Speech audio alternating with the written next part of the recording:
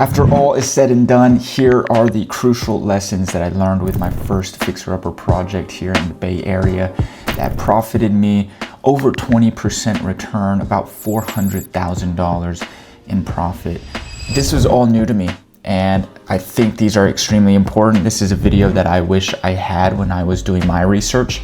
It's very intimidating getting into your first investment, getting into your first fixer-upper project. A lot of this stuff might be city specific, it might be situational specific, but I'm gonna leave timestamps down below so that you can jump around to different sections about what I discuss, so maybe you can find something that's appropriate for your situation. But this is all good stuff that you should be thinking about when you're purchasing your property. So hopefully you get some good information on this. If you want to see the results of my flip, I've got the before and afters. So I'll leave that video up there and you can take a look at it. And if you have any questions, feel free to reach out to me. But this is going to be educational. Let's dive right into it so we don't waste your time. So the first tip is going to be about improving timeframes with the permitting process and the architectural blueprint drafting process. Now, I didn't really know you needed blueprints and needed an architect, but especially when you're working with the foundation, the city is going to want full plans, okay, and structural calculations.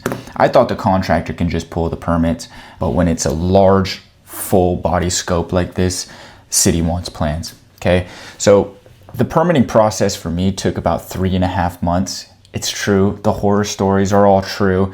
It's a long, tedious process, right? Of just waiting and waiting.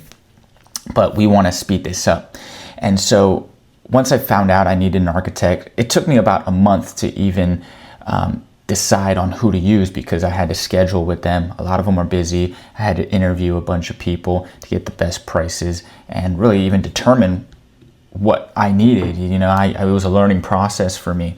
But now that I know you need an architect, what I suggest you do instead of waiting to hire somebody and interview someone after you close on the home and then those mortgages payments start going out, is to find that team ahead of time, okay? Interview your architects ahead of time so that you've got an idea of who you might want to use.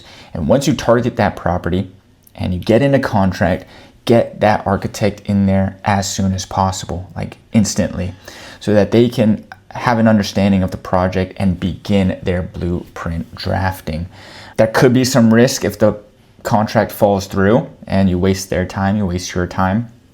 But once you get an understanding and you know you're going to be purchasing this house, then yeah, get them in there and have them getting started so that once you close on the property, they're already like halfway done with their blueprinting, and then they can get you those plans ASAP and so that you can submit it to the city. Okay, we just want to reduce the amount of waiting time because that is what kills your profits. Like I said, permitting took 3.5 months for me. The foundation work is going to trigger extra reviews. It's just guaranteed. Lots of structural calculations needed. Title 24, they're going to ask specifics on things, so expect that. Another big tip here is in regards to the demo. Now, technically, you're not allowed to do anything until the permits are in hand. However, for this next project that I've already begun, while I'm waiting for the permits, I've decided that I can just demo the interior, get rid of the drywall, get rid of the plumbing and the electrical and the inside of the house, because I know that's going to be approved because it's not structural or anything. So I've begun the demo ahead of time. Instead of waiting for permits and then beginning the demo, I've begun the demo ahead of time just to speed up that process as well. But I'm not touching any of the framing. I'm not touching any of the walls. Anything that could be structural, I am not touching until the permits are in hand. So this is a great way for you to speed up your time frames and save you time and money. Now, tip number 2 is negotiate favorable terms with your contractor. Now, what that would mean is including timeframes, cancellation clauses, and potential penalties for not living up to what they say they will do.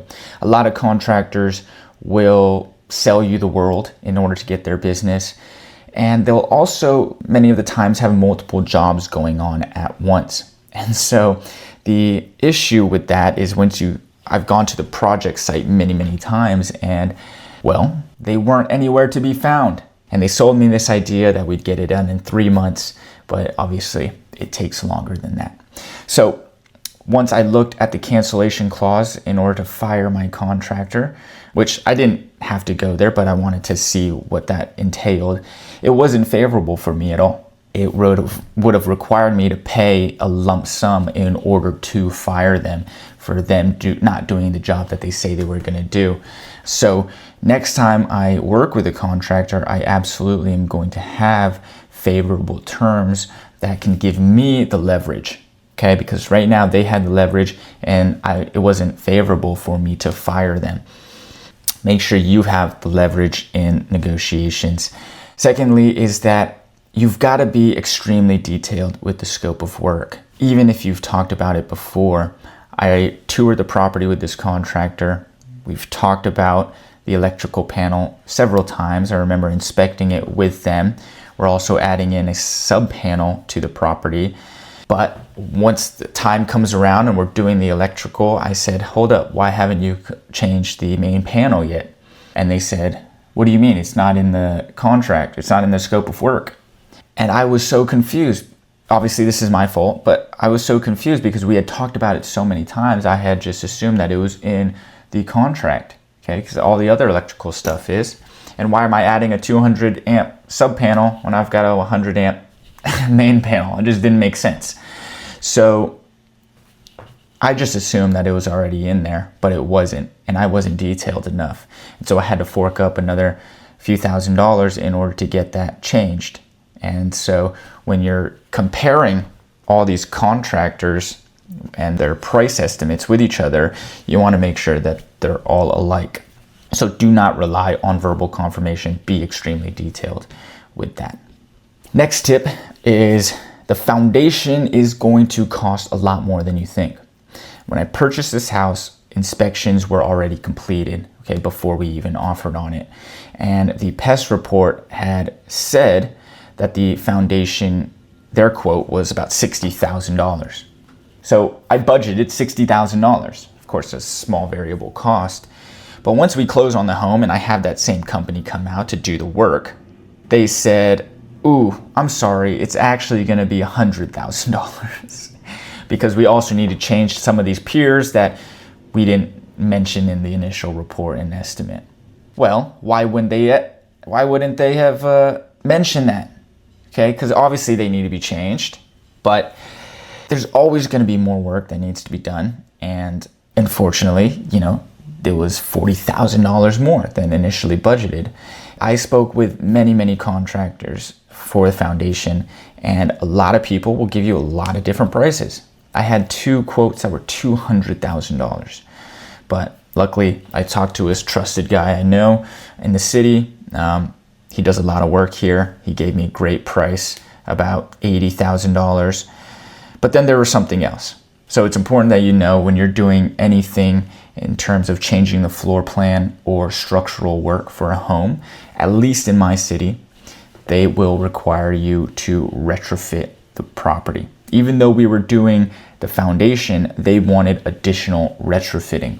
Okay, so very likely you will have to do retrofitting even if you're not touching the foundation. And so that was another $15,000 of shear walls that we needed to add in the property on top of the already brand new foundation and minimal shear walls we were already doing. Okay, they want this house to be extremely secure, which it does help a property sell. It gives you peace of mind. It gives a buyer peace of mind. So it is worth it. But like I said, the prices can go crazy. So make sure you talk to a lot of different people and have an understanding when you're budgeting your property that it's not just foundation work. There's a lot of retrofitting along with that as well. The next tip is regards to the framing. Now, this was a big one because it did actually cost me about $6,000. When my architect did the inspection of the property, he had assumed that there were 2x6 joists on the ceiling of the kitchen. Now, this is the area that we removed a load-bearing wall and we added a structural beam on top. Once that beam was added and the existing joists were connected to this new beam with anchor clips. After the job was done, I had realized that there were some cracks in these joists and they weren't tested. So this tip is about making sure you test every piece of framing once they're exposed so that you don't have to backtrack and do double the work. So when I was pulling on a lot of these ceiling joists and they were cracking. And so I had to bring the team back out here to redo a lot of these joists. And even more so is that, like I said, we assumed they were 2x6, but they were 2x4s. So we needed to add extra backing and extra support so that they can actually hold the heavy drywall that's on the ceiling and wouldn't cause any divots or cracking, okay? Because drywall is heavy. We had to add a lot more structural support there. Along with that, I had a ton of framing issues, okay? When you're framing new walls, it's important that you, as the owner and the manager of the property, bring a leveler to every single wall of framing, okay? Because when I came in there, I didn't know any better. I did the eye test, and there was a new bathroom where the new bathroom was gonna be, and I thought that was okay.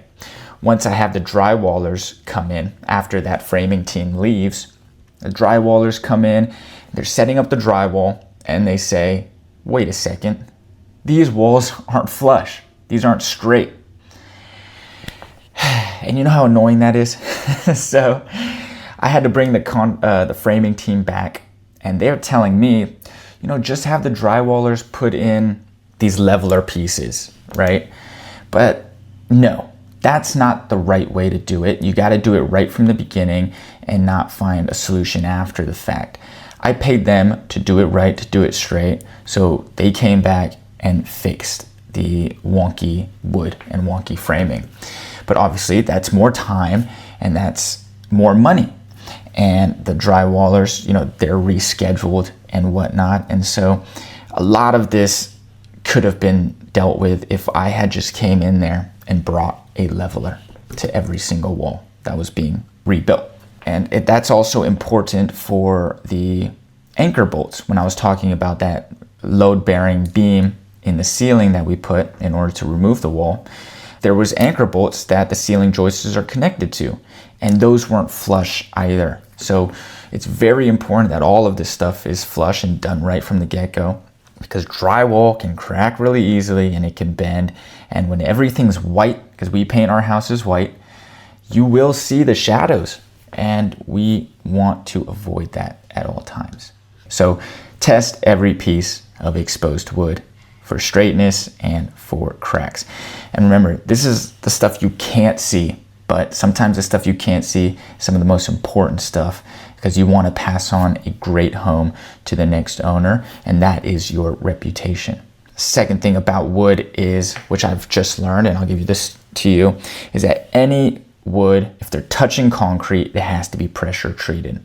I brought in an inspector for some of a bathroom framing that we did in the converted garage, and that's touching the concrete.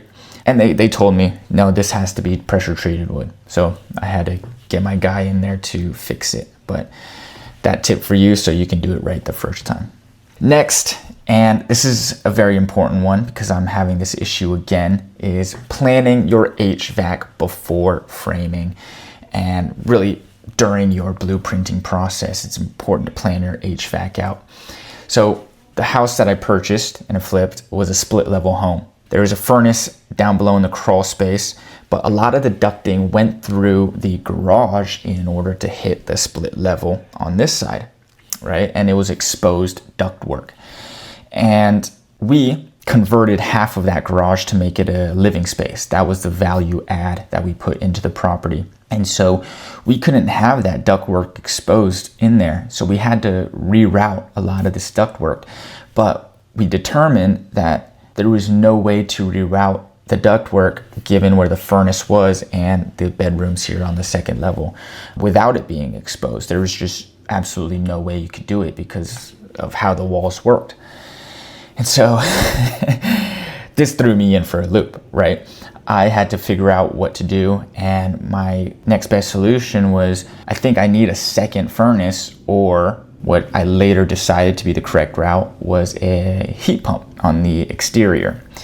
A second furnace would have cost a lot more money, and it would have also been an interior unit that we had to hook up to the garage ceiling or something, and it would just take up too much room. Okay, I want more space, because in the Bay Area, space is a higher sales price, right? More square foot equals higher sales price.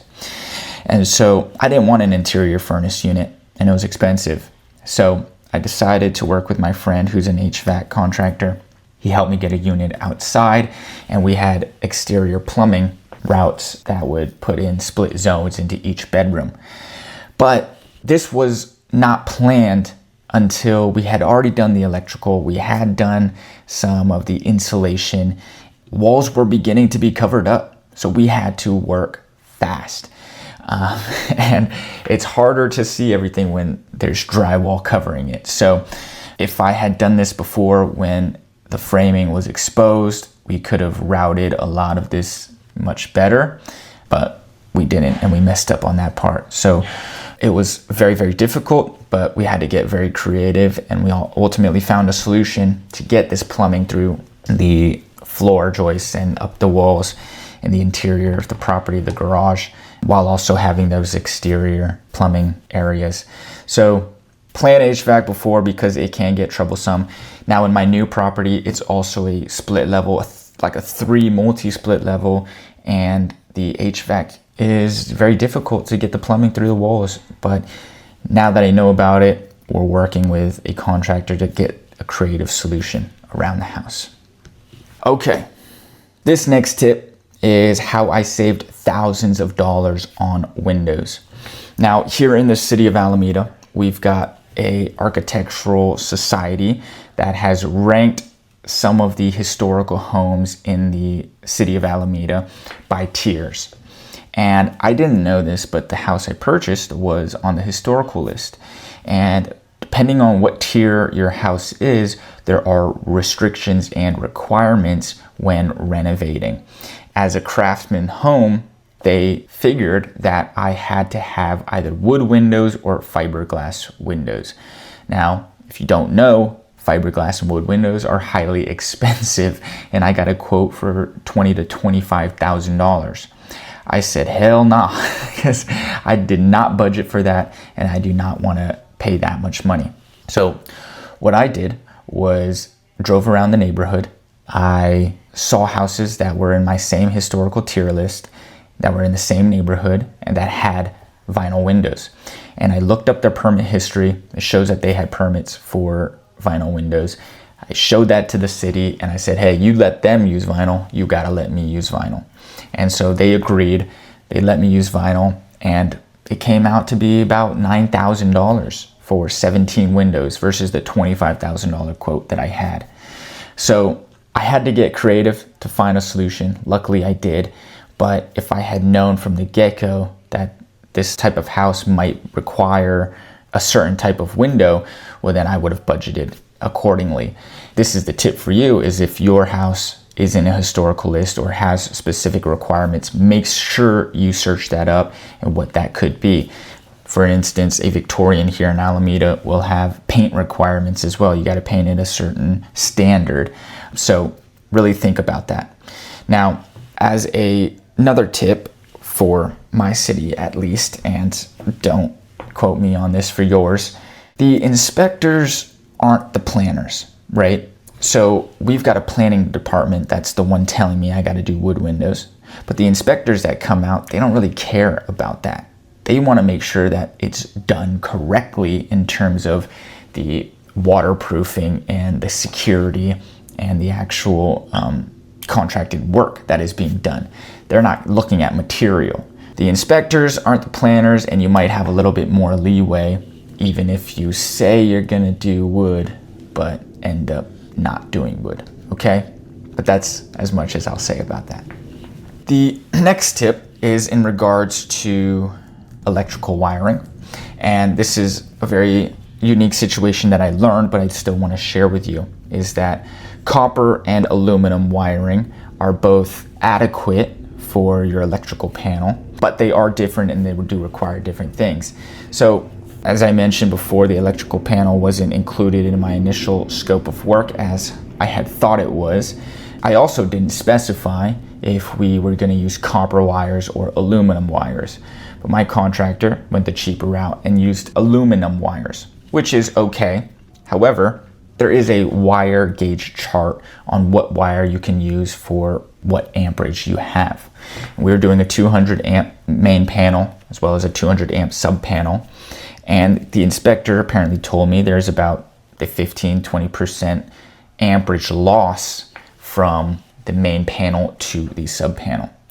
And you don't have to know what that means, I hardly do, but what this does mean is that there is a wire gauge, which is a 4/0 wire, that is required for this if you're using aluminum. And so the inspector came in, told my contractor multiple times this is the wrong size, and they didn't really understand.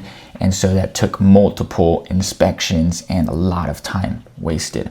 But I'll show you the chart up here so that you can get an idea. I'll link it down below as well. But if you are using aluminum, make sure you use the right wire and get that all sorted out so that you're not having to go back and forth, okay? Also, in regards to the electrical panel, they can be installed differently, so I've learned, but your city has a specific way that they want it installed.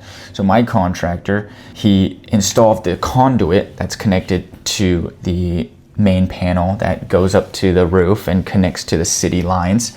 They installed that in the interior of the framing of the property, which apparently in some cities is okay, but that heats up a lot and it can cause a fire potentially. It's just more dangerous than if it were to be on the exterior of the house, which was the up to code way of doing things.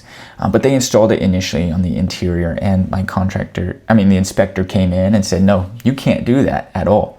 And so they had to take it out after they had drilled some holes in my wall and put it on the exterior of the property. So make sure before all of this is installed that you contact the right people to determine how the main panel is supposed to be installed before they do it, because not every city is the same and that contractor may not know the code for your city. Okay, so here are the final rapid fire lessons that I learned the hard way, and I'll give you some notes about them. Is number one, do not mess with the staircase, especially if they're grandfathered in. Our city has lots of old historical homes, 1900s, and the staircases are not up to code. They lived life differently back then. And so if you don't touch them, you don't have to change anything about them. So try not to touch them. If you do, well then they might make you rip it out and make a staircase up to code, but that house might not be accommodating of a different size staircase because, the sizing of houses were different than how they make them today, etc. Two is budget more for drywall. Now, I tried to save money by saving some of the lath and plaster that was in decent shape of the property. However, looking back on it, I probably should have just ripped it all out, and I intend to rip it all out for the next property I'm working with, because trying to blend old lath and plaster with the new drywall, that can take just a lot more work and not look as nice, because you might see some seams. They're going to have to do more sanding. So even though you think you're saving money like doing that way, you're probably not, or very minimal, okay? And it's not going to last as long or look as good. So just do it right, make it look very nice from the beginning, and rip it out all and do it all new again, and budget for that. Third is use one inspector, not multiple. Now, when I'm first starting out, I didn't know any inspector, so I would call anyone and they would come out and you get to know them. But once you find a good inspector that you like, it's lenient, it's very chill, can educate you. Well, every time I called for an inspection, I called for that exact person, okay? I knew how they worked. There was no miscommunication between inspectors, and they can just get in there, jump in from where they left off and hit the hay. After I built a relationship with him, he even was able to make additional time in his schedule for me in order to come in and get me inspections sooner rather than later. Lastly is shear walls go in after plumbing and electrical, or so I've learned. We had to, like I said, retrofit a lot of the property, but we had interior shear walls that the city made us put up. And so after the foundation team left, before they could put that shear wall in, we had to get in the contractor team to do the plumbing and electrical before they covered up the walls with shear walls, which is a retrofitting material. And so this caused a delay because teams had to wait for each other and pause their work. Then they would go to another project while they wait for you, and they are not able to come back until that project was at a midway point or whatever. So it caused some delay. So make sure you plan and navigate that, okay? So here are my final thoughts. I'll leave you with this is save money next time by having that team ready. Okay, proper preparation and team coordination significantly reduce project timelines. Every mistake is a future system. Learning from errors create better processes for subsequent projects. And I'm already learning that and have better systems myself. And lastly, I want you to subscribe if you're interested in real estate flipping and investing. We've got more detailed insights coming up, but I also want you to leave a comment if you've got any questions for me that maybe I can help answer or I can create a video on to share with you. I'm an open book. If there's anything you wish to know or that I can help you with, feel free to reach out. But make sure you subscribe and leave a like, and I will see you on the next video. Thank you so much for watching. Take care.